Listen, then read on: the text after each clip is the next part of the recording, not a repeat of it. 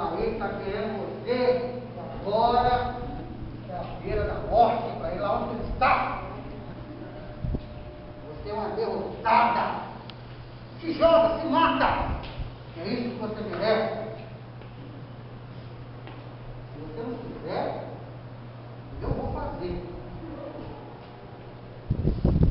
Não, essa alma pertence a Deus. Vai-te daqui, Satanás.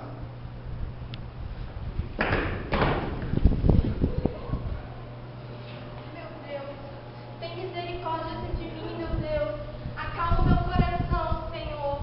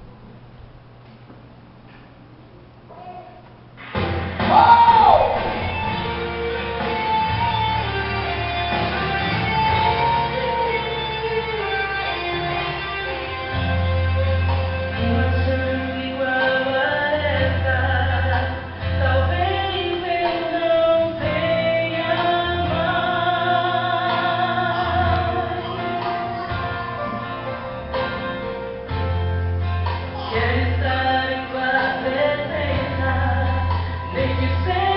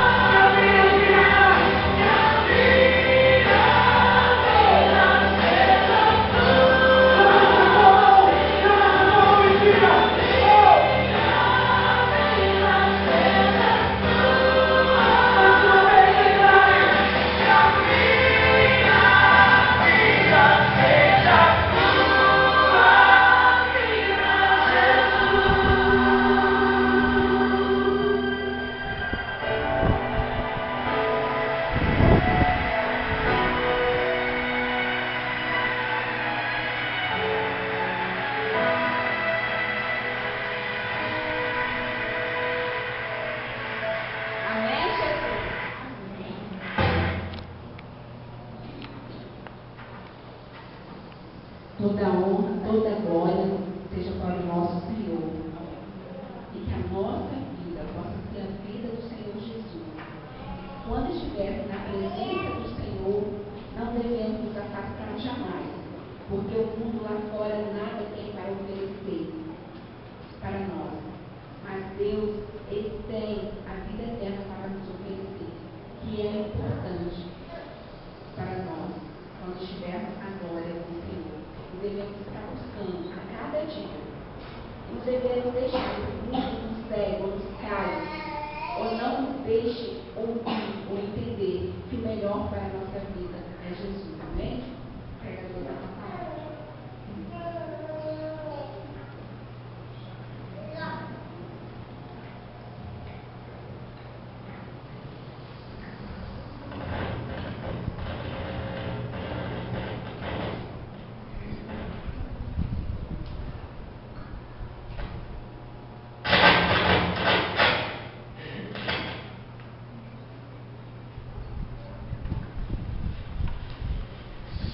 Boa noite, igreja. Quero convidar você a abrir sua Bíblia no Evangelho de João, capítulo 4, a mulher samaritana. Vamos ver o que nós podemos aprender com essa mulher nessa noite, através desse texto da palavra de Deus. João, capítulo 4, do versículo 1 até o versículo de número 30. Um texto mais ou menos grande, mas que nós estaremos fazendo a leitura desse texto para a meditação nossa nessa noite. João capítulo 4, a partir do verso 1, tem como título esse texto a mulher de Samaria, ou a mulher samaritana. Mesmo assentado como os irmãos estão, nós estaremos fazendo a leitura desse texto. Amém? João capítulo 4, diz assim a palavra de Deus.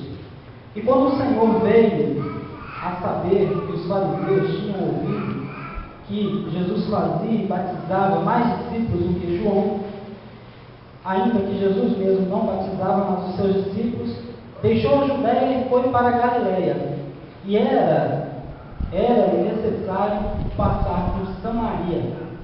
Foi, pois, a uma cidade de Samaria, chamada Sicar, junto à herdade que Jacó tinha dado a seu filho José. E estava ali a fonte de Jacó. Jesus, pois, cansado do caminho, assentou-se, assim, junto da fonte. Era isso quase a hora nona, quase a hora sexta. Veio uma mulher de Samaria tirar água. Disse-lhe Jesus: dá-me de beber, porque os seus discípulos tinham ido à cidade comprar comida. Disse-lhe, pois, a mulher samaritana: como sendo tu judeu, me pedes de beber a mim, que sou mulher samaritana? Porque os samaritanos não se comunicavam com os judeus. Jesus respondeu e disse: se tu conhecesses o dom de Deus, e quem é que te pede, e quem é que te diz, dá-me de beber, tu lhe pedirias, e ele te daria água viva. E disse-lhe a mulher: Senhor, tu não tens com que tirar, e o poço é fundo. Onde, pois, tens água viva? És tu maior do que Jacó, nosso pai, que nos deu o poço, bebendo ele próprio dele, e os seus filhos e o seu gado? Jesus respondeu e disse: qualquer que beber desta água tornará a ter sede, mas aquele que beber da água que eu lhe der nunca terá sede, porque a água que eu lhe der se fará nele uma fonte de água a jorrar para a vida eterna. Disse-lhe a mulher: Senhor, dá-me desta água, para que não mais tenha sede e não venha aqui tirá-la. Disse-lhe Jesus: vai, chama teu marido e vem cá. A mulher respondeu e disse: não tenho marido. Disse-lhe Jesus: disseste bem, não tenho marido, porque tiveste 5 maridos, e o que agora tens não é teu marido. Isso disseste com verdade. Disse-lhe a mulher: Senhor, vejo que és profeta. Nossos pais adoraram neste monte, e vós dizeis que é em Jerusalém o lugar onde se deve adorar. Disse-lhe Jesus: mulher, crê-me que a hora vem em que nem neste monte e nem em Jerusalém adorareis o Pai. Vós adorareis o que não sabeis. Nós adoramos o que sabemos, porque a salvação vem dos judeus. Mas a hora vem, agora é, em que os verdadeiros adoradores adorarão o Pai em espírito e em verdade, porque o Pai procura tais que assim o adoram. Deus é espírito, e importa que os que o adoram o adorem em espírito e em verdade. A mulher disse: eu sei que o Messias, que se chama Cristo, vem. Quando ele vier, nos anunciará tudo. E Jesus disse: eu sou, eu que falo contigo. E nisso vieram seus discípulos e maravilharam-se de que estivessem falando com uma mulher. Todavia, nenhum lhe disse: o que perguntas?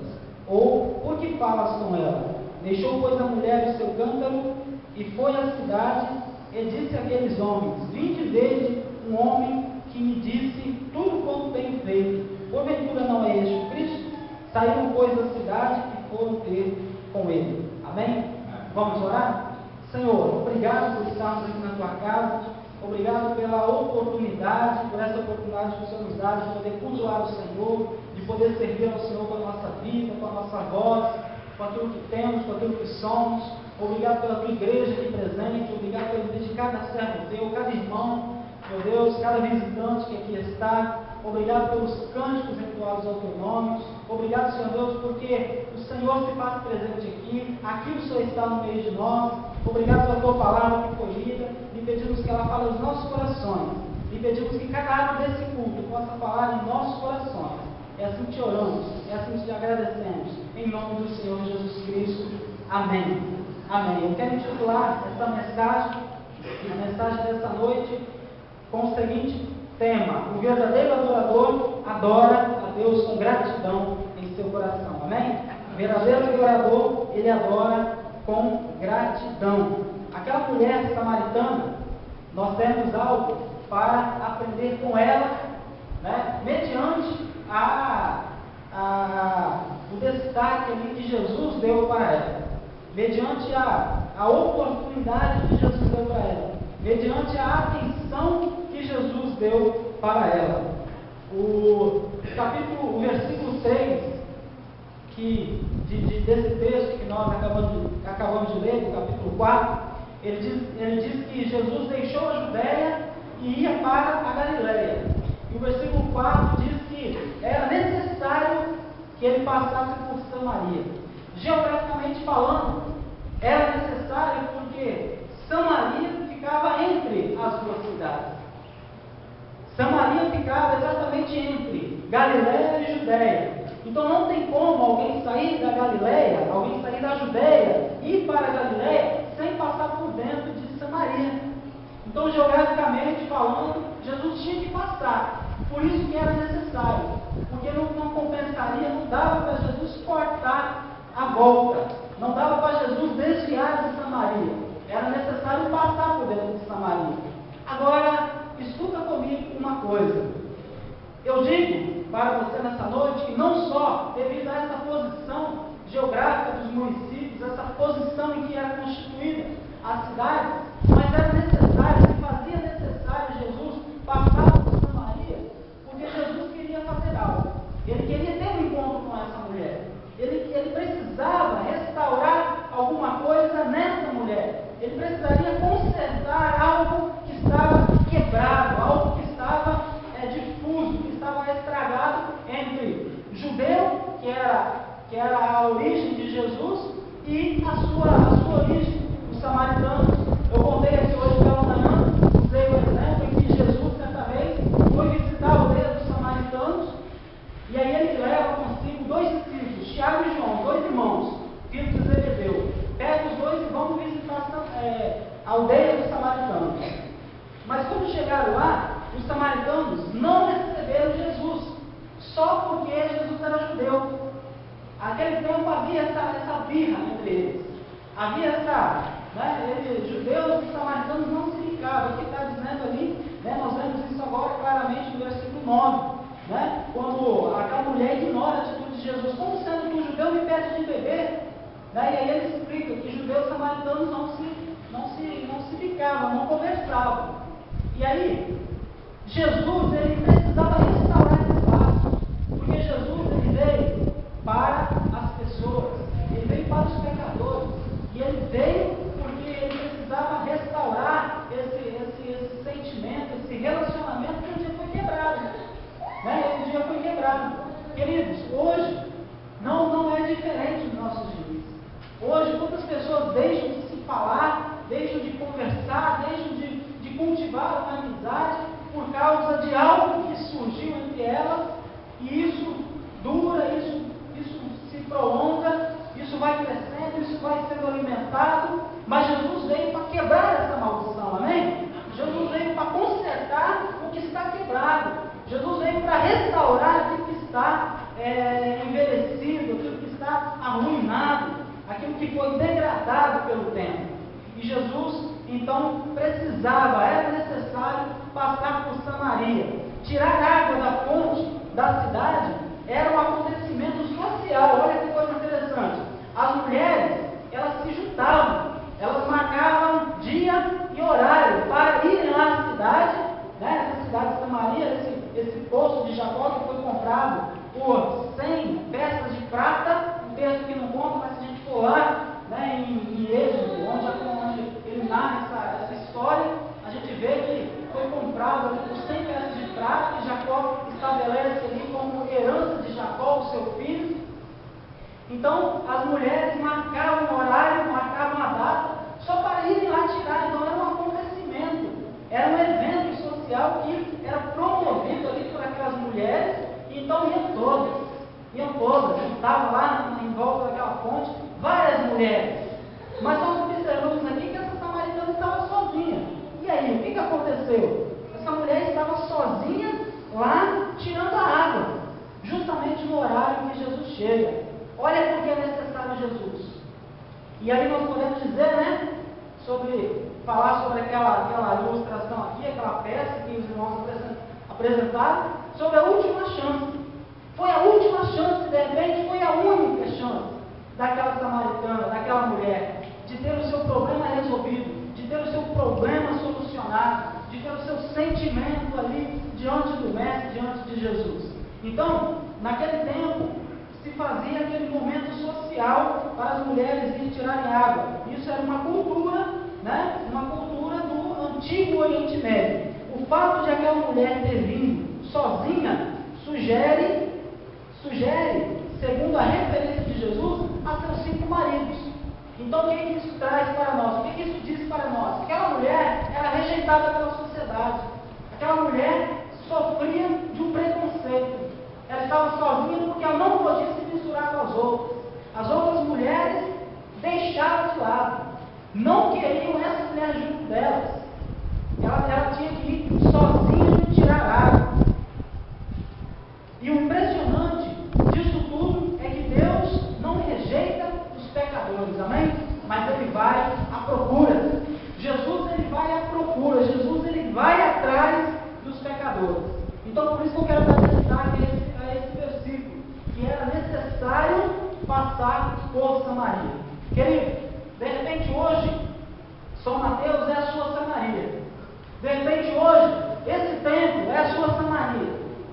De repente hoje, é o dia da sua Samaria. A sua casa é a sua Samaria. Hoje, se faz necessário Jesus passar por ela para te abençoar. E de repente essa é a sua única chance. Por isso não podemos perder essa oportunidade de abraçar o Mestre Jesus, de adorar a Jesus, de aceitar o sacrifício de Jesus, vindo ao nosso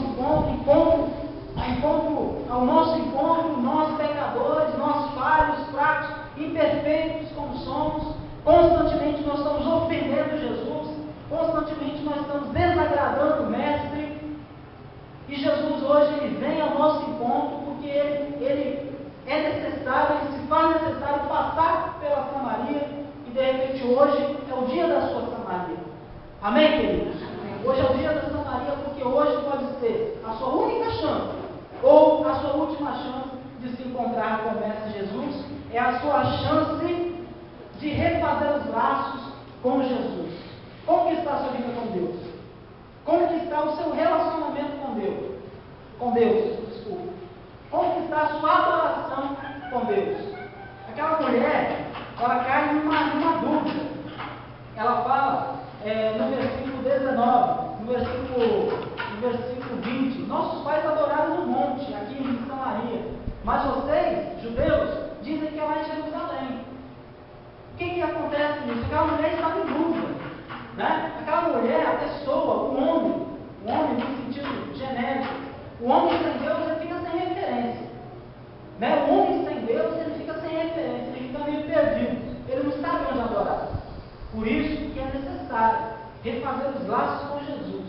Por isso que é necessário estabelecer um critério de adoração a Deus e estabelecer um critério de servidão a Deus. É necessário, se faz necessário, voltar para a presença de Deus, estar na presença de Deus, se reconciliar com Deus, colocar a nossa vida em dia com Deus, porque sem Deus não dá. Sem Deus, a pessoa fica sem referência. Fica sem referência, não sabe o que fazer, não sabe onde adorar, não sabe como adora. O que acontecia ali é que Roboão, ele edificou, ele adorava no monte, lá em Samaria. Mas na época de Salomão construiu um templo em Jerusalém. E aí ficou essa dúvida: onde nós vamos adorar a Deus? Aonde nós vamos cultuar a Deus? No monte ou no templo? Em Jerusalém? Foi a pergunta dessa mulher. Mulher sem referência, sem muito como saber adorar a Deus. E aí Jesus nos ensina que independente do lugar, basta adorar a Deus, sabe como? Em espírito e verdade. E aí nós vamos entrar nesse assunto daqui a pouco. Como adorar a Deus em espírito e em verdade.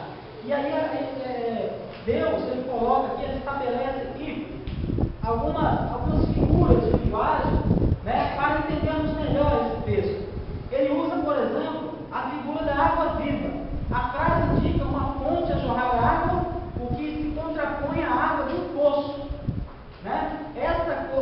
A colocação de Jesus é metafórica, é uma metáfora que Jesus usa, né, usando a água para exemplificar a água viva que ele tem para dar, porque essa água representa todos os problemas que a humanidade sofre.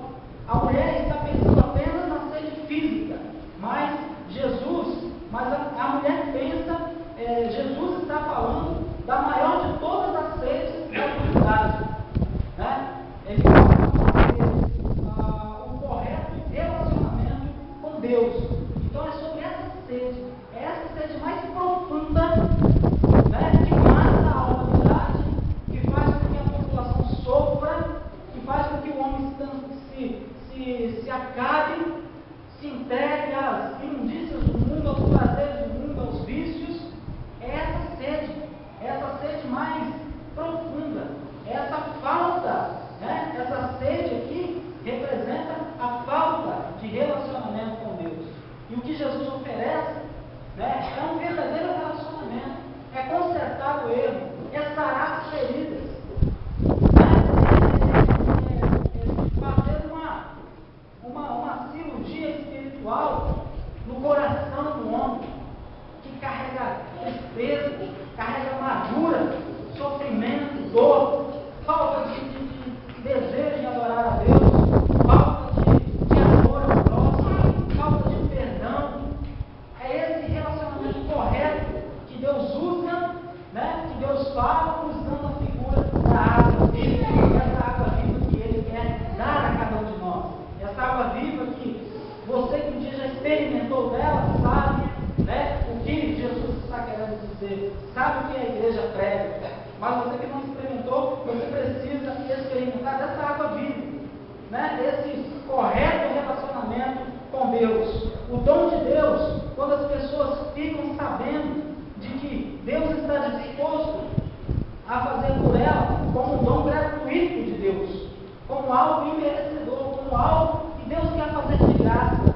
Por isso que ele falou: se você conhecesse quem está te pedindo, né? Jesus ele aborda aqui como sendo o dom de Deus.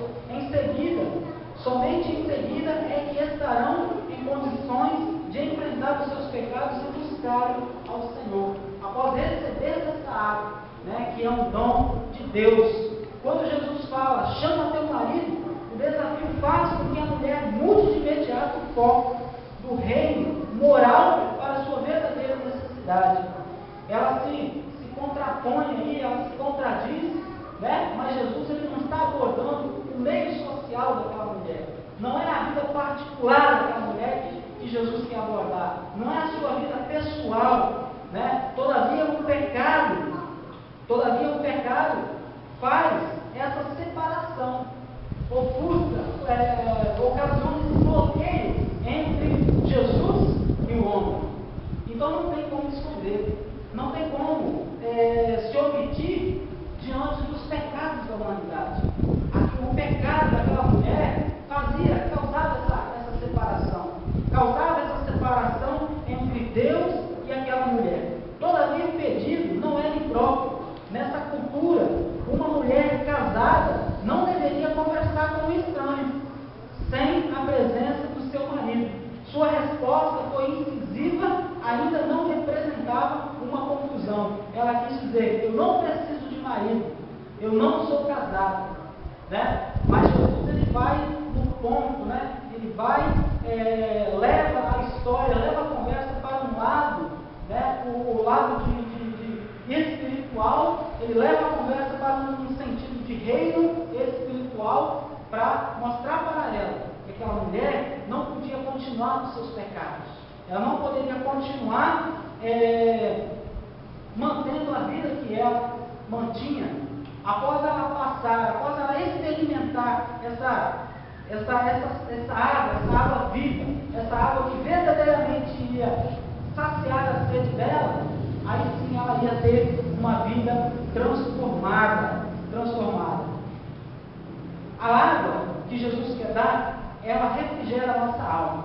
A água que Jesus quer oferecer, ela tem a função, ela tem a capacidade, ela tem a prioridade de refrigerar a alma de todo aquele que anda triste, cabisbaixo, sem esperança, sem vislumbrar um futuro melhor, sem uma projeção, né? Essa água é a água vinda de Deus. Essa mulher, após conversar com Jesus, ela demorou a entender.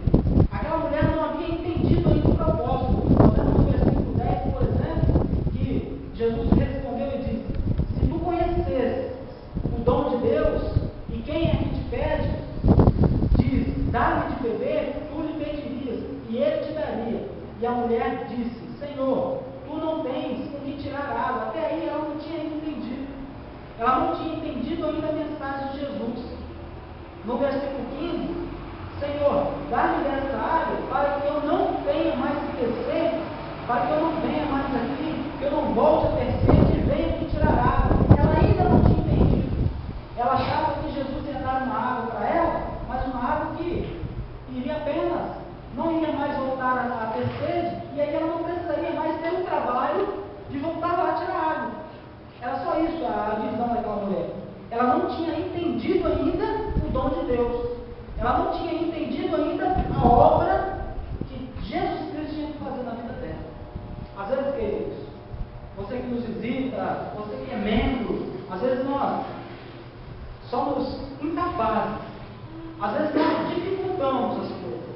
Às vezes nós não entendemos o projeto de Deus para as nossas vidas. Às vezes nós demoramos a entender o que Deus tem para nós.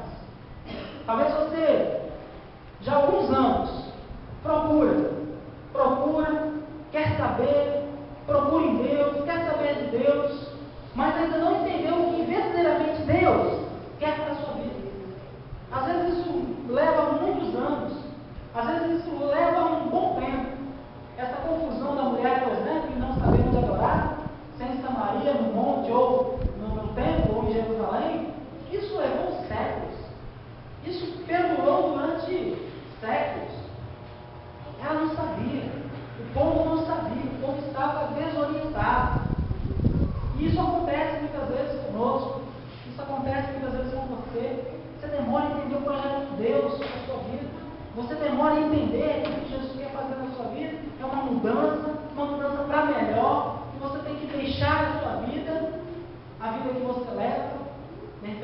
vida de santos de Deus, para ter uma vida de consagração. E aí Jesus ele vem ensinar uma coisa para a mulher que serve para nós no nosso dia de hoje.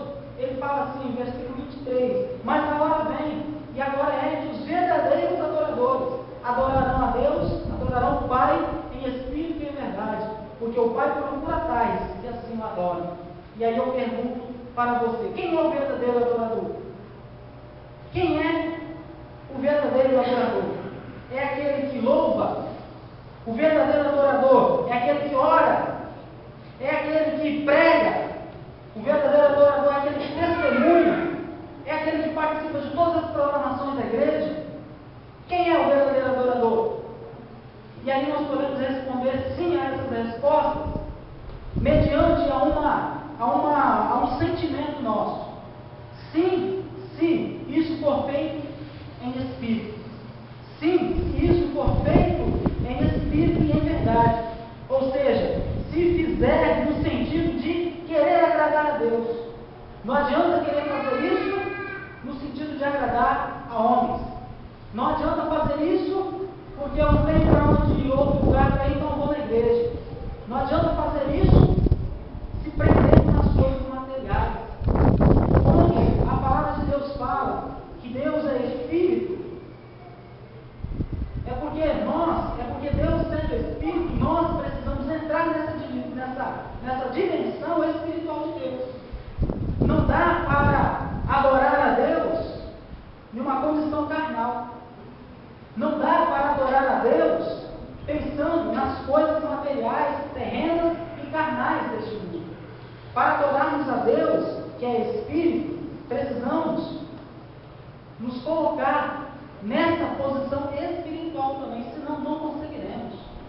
Senão não conseguiremos. Aquela mulher samaritana não ia conseguir agradar a Deus, servir a Jesus, se ela não entendesse essa água espiritual que Jesus estava oferecendo. Ela tinha que esquecer daquela água física. Ela tinha que esquecer dos seus problemas, dos seus dramas.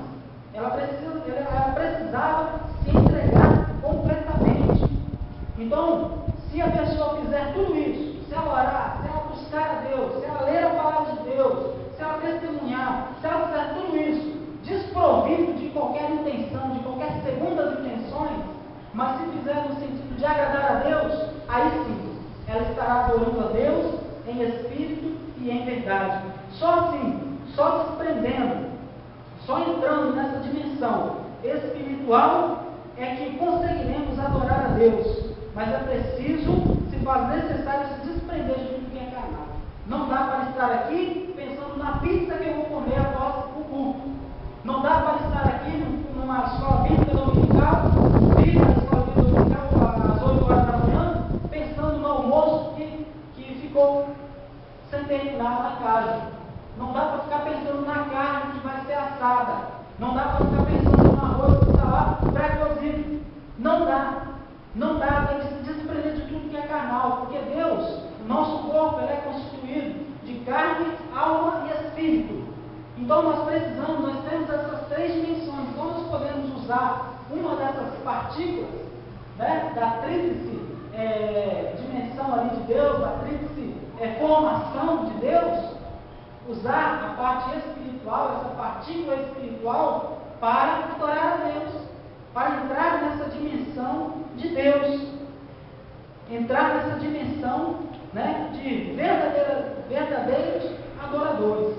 Então, nós temos essa condição, nós temos essa capacidade, porque Deus, Ele nos formou com uma parte de espírito, né? Então nós temos essa capacidade, nós não fomos feitos somente da forma carnal, nós não somos constituídos somente de carne. Nós temos o lado espiritual, e é nesse momento, né, que nós precisamos usar o lado espiritual para adorar a Deus. Então é preciso se desprender. Não dá para estar aqui num culto como esse, assistindo a uma peça.